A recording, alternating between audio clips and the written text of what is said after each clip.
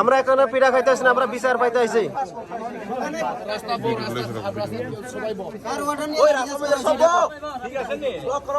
আমরা কালকে সকাল থেকে এখানে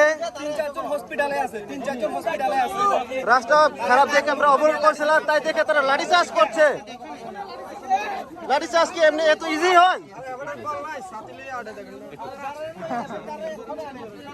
কো জিনিস ঠিক কও। রাস্তাটা খারাপ দেখে আমরা কালকে থেকে তারা কোনো কিছু করতে আসে না। আমরা কত পরে তারা একজনে আইয়া কত পরে ওয়ার্নিং দিতে আছে, তোমরা মারবো, এটা তোমরা অ্যারেস্ট করবো। তারা গেছে গা রাত্র, তারা আমরা এখানে একলা ফালাইয়া গেছে গা। তারপরে তারা 2টার সময় আইছে, অক্ষরে আমরা বইছি, তারা হঠাৎ করে আইছে, কিছু বুঝলাম না, লাঠি চার্জ আরম্ভ করে দিছে। আমরা 3-4 জন অক্ষণ আছে হসপিটালে, আর যারে যেমনে পাচ্ছে এমনে মারছে। 8জনের এখানে লয়ে গেছে গা, থানাত লয়ে গেছে গা। আমরা কি এনেকে আতঙ্কবাদী নাকি? শুধু রাস্তা অবরোধ করছে, রাস্তা খারাপ 15 বছর ধরে। তারা পারমিশন দিছে, তারা কাছে বলে পারমিশন আছে বলে, তো পারমিশন দেখাও না।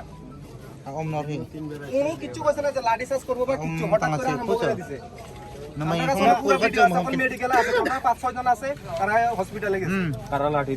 পুলিশে কোনো কিছু কইছে না, কইছে মারো কইয়া সাথে আরম্ভ করে দিছে। সব আমরা 5টা ওদিকে সব দিয়ে ফালা দিছে। যেমনে পাচ্ছে তারে যেমনে দূরাইছে।